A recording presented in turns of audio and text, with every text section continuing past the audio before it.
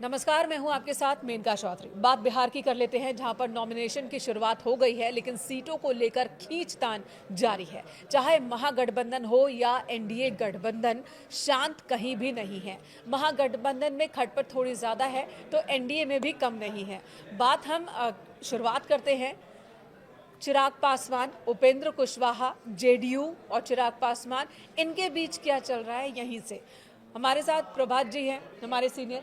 प्रभात रोज जी की तरह मेनका मैं भी हूँ आपके साथ। और जो चर्चा चल रही है जी भाई, देखिए फर्स्ट फेज के नॉमिनेशन के लिए सिर्फ 2 दिन और बचा है। आज 15 बिल्कुल। तारीख है, दोपहर 1-2 ढाई बज रहे हैं, समय निकल रहा है आज का।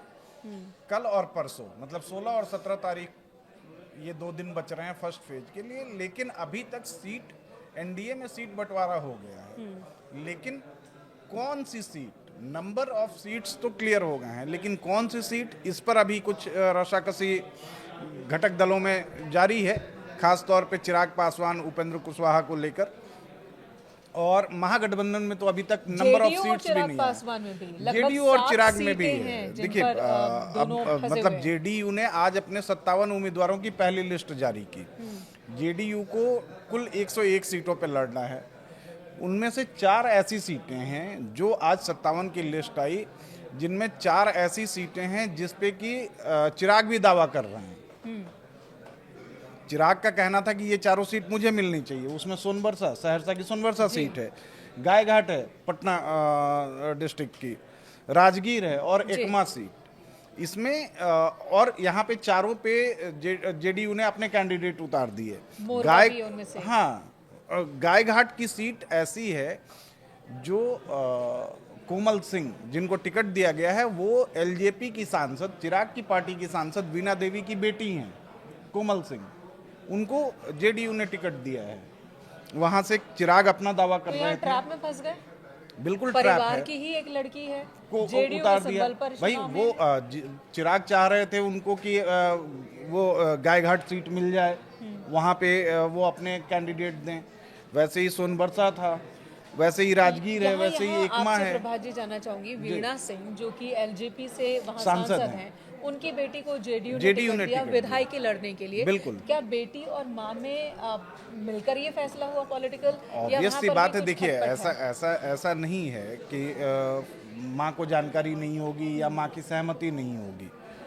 भाई ये भी कहा जा रहा है कि चिराग खुद चाह रहे थे कि कोमल सिंह को वो गायघाट सीट दें, लेकिन एलजेपी के लेकिन टिकट पर। एलजेपी के टिकट पे। हाँ। और यहाँ पे जेडीयू ने कोमल सिंह का नाम डाल दिया अपनी लिस्ट में। कोमल सिंह नया चेहरा होंगी जेडीयू के लिए। वैसे ही जो 57 कैंडिडेट्स आए हैं, इनमें से आप 5 मंत्री हैं। हालांकि नीतीश ने कुछ विधायकों के टिकट काटे भी हैं। उसमें कहा जा रहा है कि वो नंबर 10 है जो कि 10 के करीब हैं। हाँ। 10 तो बीजेपी ने क्लियर अपने उम्मीदवारों हटा में से दिया। हटाया है, अपने सिटिंग विधायकों को। और आप उसमें देखिए कि 5 मंत्री को उधर से टिकट दिया है जेडीयू ने। बीजेपी ने अपने कोटे के 5 मंत्रियों के टिकट काटे हैं। जो 10 टिकट काटे हैं बीजेपी ने, उनमें से 5 मंत्री हैं, सिटिंग मंत्री थे अभी, जिनके टिकट बीजेपी ने काटे। बीजेपी ने 71 अनाउंस कर दिया, इन्होंने 57 कर दिया है। अभी अब सेकंड फेज वाली सीटों के कुछ कैंडिडेट्स बाकी हैं जो सेकंड फेज में आएंगे।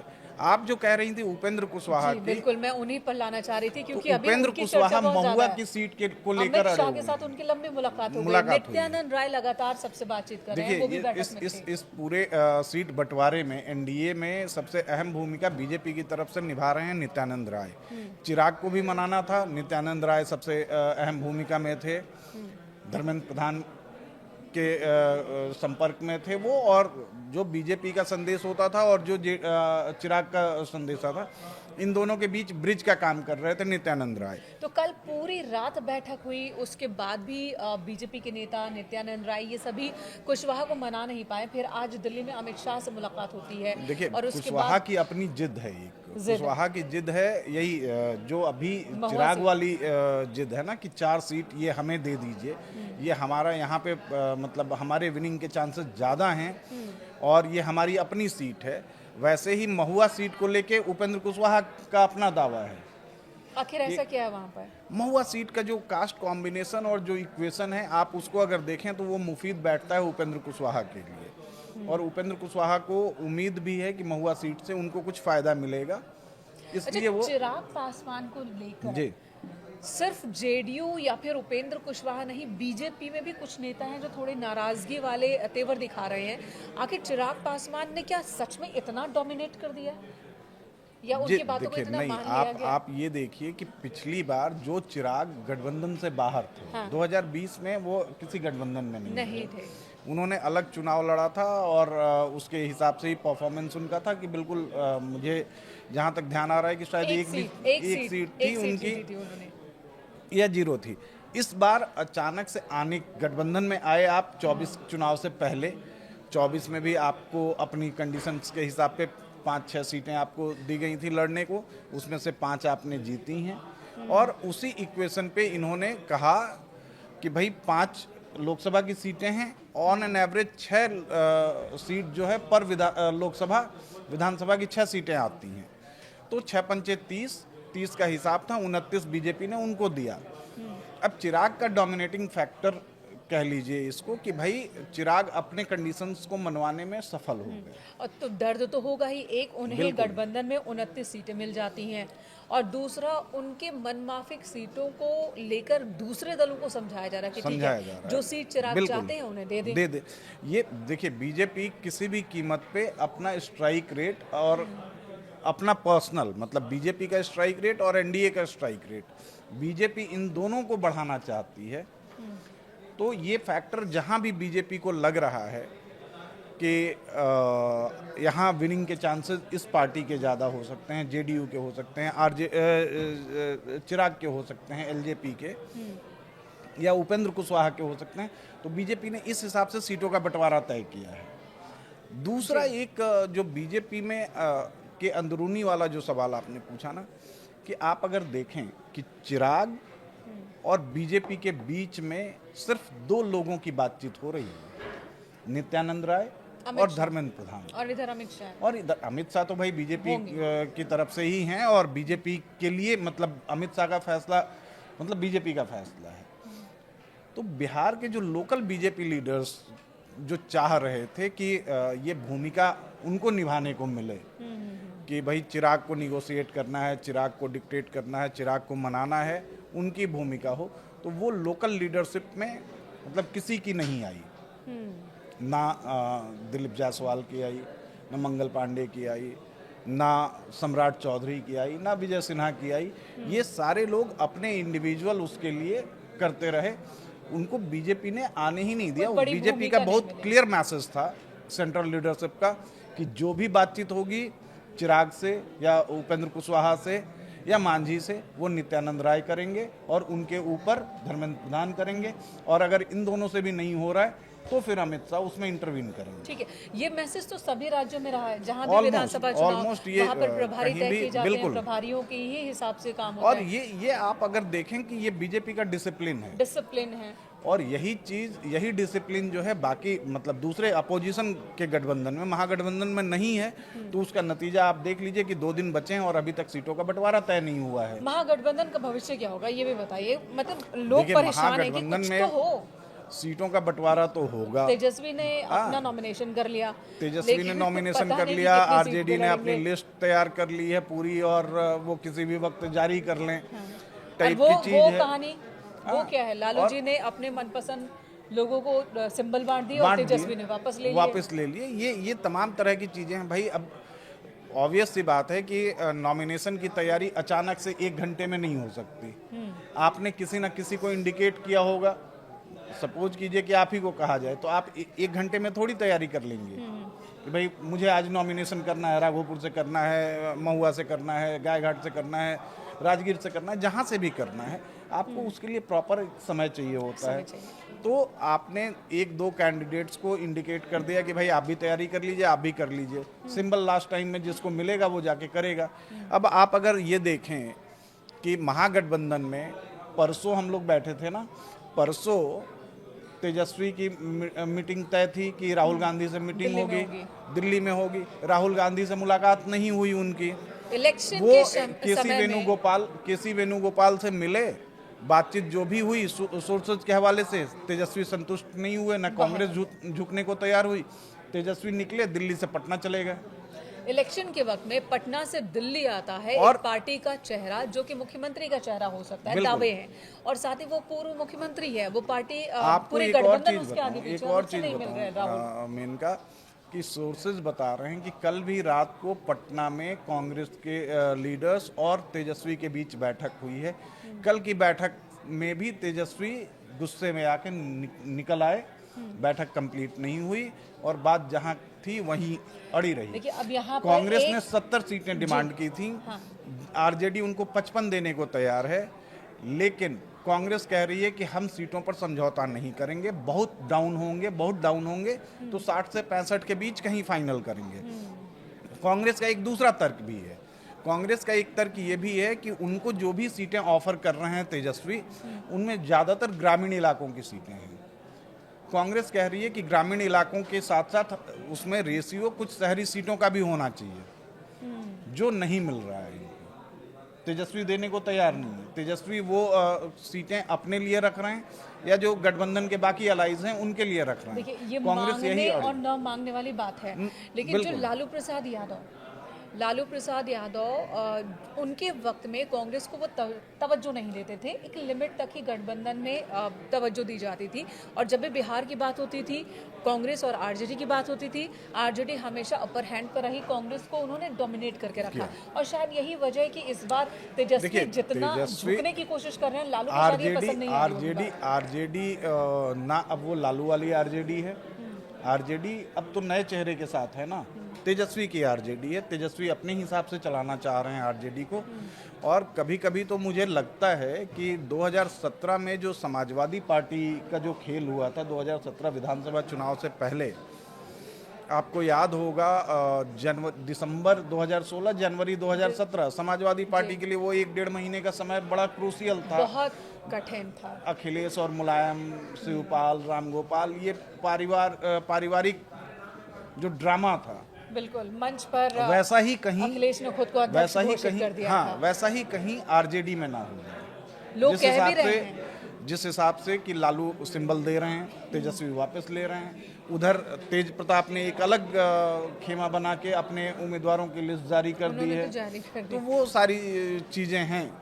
महुआ सीट पे इनकी भी नजर थी, तेज प्रताप की कि महुआ से ही लड़ेंगे, क्योंकि राजनीतिक पारी की शुरुआत वहीं हुई थी। आप ये सोचिए कि महुआ सीट कितनी हॉट सीट है कि आरजेडी चाह रही है कि उनका कैंडिडेट होगा, तेज प्रताप उनके एक फ्रैक्शन है, वो खुद लड़ने को तैयार हैं, रामविलास एलजेपी के चिराग कह रहे हैं कि वो हमें मिलनी चाहिए, उपेंद्र कुशवाहा कह रहे हैं कि वो हमें मिलनी चाहिए। एक महुआ सीट की लड़ाई में ये 4 अलग अलग दोनों खेमे से महुआ का बहुत रोल है। बिहार ही नहीं, छत्तीसगढ़ में महुआ फल पर उगता पेड़ पर उगता है, एक फल है जिसका इस्तेमाल होता है अचार बनाने में, चटनी बनाने में, और महुआ से बहुत तरह की चीजें बनती हैं। देसी शराब भी बनती है, और जो सबसे ज्यादा चर्चा होती है देसी शराब की, तो महुआ की जो मादकता है इन सभी राजनीतिक दलों को परेशान किए हुए है, ऐसा लग रहा है। तो महुआ को लेकर उपेंद्र कुशवाहा क्या झुक गए हैं, क्या बात मान चुके हैं? देखिए, उपेंद्र कुशवाहा वाली मीटिंग हुई अमित शाह के साथ, वो बाहर निकले, बाहर निकलने के बाद उन्होंने कहा है कि मैं थोड़ी देर में प्रेस कॉन्फ्रेंस करूंगा, और प्रेस कॉन्फ्रेंस करने के बाद वो अपना जो भी बातचीत हुई है, जिस बात पे भी सहमति बनी है, सोर्सेज बता रहे हैं कि सहमति एक एमएलसी सीट महुआ के बदले, मतलब उस महुआ सीट के बदले एक एमएलसी सीट और एक राज्यसभा की सीट जो उपेंद्र कुशवाहा के लिए उपेंद्र कुशवाहा के लिए है, इस पे सहमति बनी है। यानी कि एक बार फिर उनको विन विन सिचुएशन टाइप का मामला लग रहा है उपेंद्र कुशवाहा के लिए। हालांकि अभी देखिए, चिराग की तरफ से भी एक खबर आ रही है कि 29 में से 15 सीट पर उम्मीदवार उन्होंने तय कर दिए हैं। टोटल 29 उनको मिली थी, 15 पे उम्मीदवार उन्होंने तय कर दिए हैं। अब इन 15 में वो सीट है कि नहीं जो नहीं है, ये देखने वाली होगी, देखने वाली बात होगी फिर वहाँ क्या होगा जी। अच्छा, दूसरा एक एंगल जो हम लोग डिस्कस करना चाह रहे थे कि बीजेपी ने जो अपने उम्मीदवारों की लिस्ट जारी की है, 71 उम्मीदवारों की पहली लिस्ट, उसमें देखिए कास्ट कॉम्बिनेशन और महिला पुरुष का बहुत बैलेंस ख्याल रखा गया है। 71 में से 20 ओबीसी कैंडिडेट हैं, और 11 एक्सट्रीमली बैकवर्ड कास्ट, मतलब अति पिछड़ा वर्ग से हैं। साथ ही 8 महिला हैं, 6 इसमें SC ST हैं। टोटल नंबर ऑफ 71 में से सवर्ण कास्ट में आप जाएं अगर तो 35 टोटल सवर्ण मिले हैं इस बार पहली लिस्ट में 71 में से। 11 भूमिहार, 7 ब्राह्मण और 15 राजपूत, बाकी कुछ 1 2 3 कायस्थ हैं। तो ये एक इक्वेशन साधने की कोशिश की है बीजेपी ने कि 71 जो हमने पहली लिस्ट जारी की है, अब बीजेपी को 30 उम्मीदवारों की सेकंड लिस्ट जारी करनी है। और बीजेपी जिस पीडीए की चर्चा बार बार समाजवादी पार्टी या विपक्ष की ओर से की जाती है, बीजेपी उस पीडीए की झलक इन सीटों में दिखा रही है, बिल्कुल दिखा रही है। पीडीए की चर्चा उत्तर प्रदेश में ज्यादा होती है, लेकिन बीजेपी की लिस्ट में वो बिहार में असर दिख रहा है, बिहार में उसका असर दिख रहा है। बिल्कुल। चलते चलते प्रशांत किशोर का भी जिक्र कर लेते हैं, जो कल तक तो चुनाव लड़ रहे थे, लेकिन अब कह रहे हैं हम नहीं लड़ेंगे। देखिए, प्रशांत को लेकर अगर मैं कहूँ अभी, तो प्रशांत चुनाव लड़ने को लेकर थोड़े से कंफ्यूज नजर आ रहे हैं। अब तो उन्होंने कह दिया कि नहीं लड़ूंगा। भाई जनता लड़ना है नहीं लड़ना है, लड़ना है नहीं लड़ना है, ये बात बहुत लंबे समय से हो रही है। हालांकि जब इन्होंने पार्टी का अनाउंसमेंट अपना किया था पिछले साल 2 अक्टूबर को, तो उसी समय ये संकेत एक दिया था उन्होंने कि वो पर्दे के पीछे की सारी भूमिका निभाएंगे। पार्टी का अध्यक्ष भी उन्होंने किसी और को बनाया, खुद मेंटोर की भूमिका में रहे। और उसके बाद जब ये चुनावी प्रक्रिया शुरू हुई, तब भी उन्होंने पहले संकेत दिया था। एक उनके पार्टी के बड़े नेता का एक किसी इंटरव्यू में उन्होंने जिक्र किया था कि प्रशांत खुद चुनाव नहीं लड़ेंगे, वो चुनाव लड़वाएंगे। तो अब बीच में चर्चा उन्होंने एक से गुफा छेड़ा कि मैं राघोपुर जाऊंगा, जहां से तेजस्वी वो कर रहे हैं। तो ये लगने लगा था कि तेजस्वी के खिलाफ वो चुनाव लड़ेंगे, लेकिन तेजस्वी के खिलाफ वो नहीं लड़ रहे हैं। और अब उन्होंने साफ कर ही दिया है कि भाई वो चुनाव नहीं लड़ेंगे बल्कि लड़वाएंगे। लड़वाने के बाद क्या भूमिका रहती है, कैसे, वो रिजल्ट पे डिपेंड करता है। एक और उन्होंने लक्ष्य रखा है कि अगर 150 से कम सीटें आई तो मैं इसे अपनी हार मानूंगा। तो आप एक चीज बताइए कि आपको लग रहा है कि जनसुराज 150 पार कर जाएगी? वो कह रहे हैं कि जेडीयू को 25 भी न मिलेगी, एनडीए का सफाया हो जाएगा। कम से कम इस चुनाव में तो मुझे ऐसा नहीं दिख रहा है। मेनका मैं भले नोएडा में हूँ, लेकिन कई लोगों के संपर्क में हूँ जिनसे फ़ोन पे बातचीत होती है या अपडेट मिलता है, या जो कई और आप इंडिपेंडेंट लोगों को सुन रहे हैं, देख रहे हैं, ग्राउंड रिपोर्ट्स आप देख रहे हैं। इस बार लड़ाई परसेप्शन की है। परसेप्शन की लड़ाई इस तरीके से है कि तेजस्वी को खुद को प्रूव करना है। भाई पिछले 2020 में तेजस्वी ने अच्छी फाइट दी थी। भाई बीजेपी और तेजस्वी में 1 सीट का ही अंतर था। उससे पहले अगर आप देखें 2015 जब वो नीतीश के साथ मिलकर लड़े थे, तब का रिजल्ट आप देख लीजिए।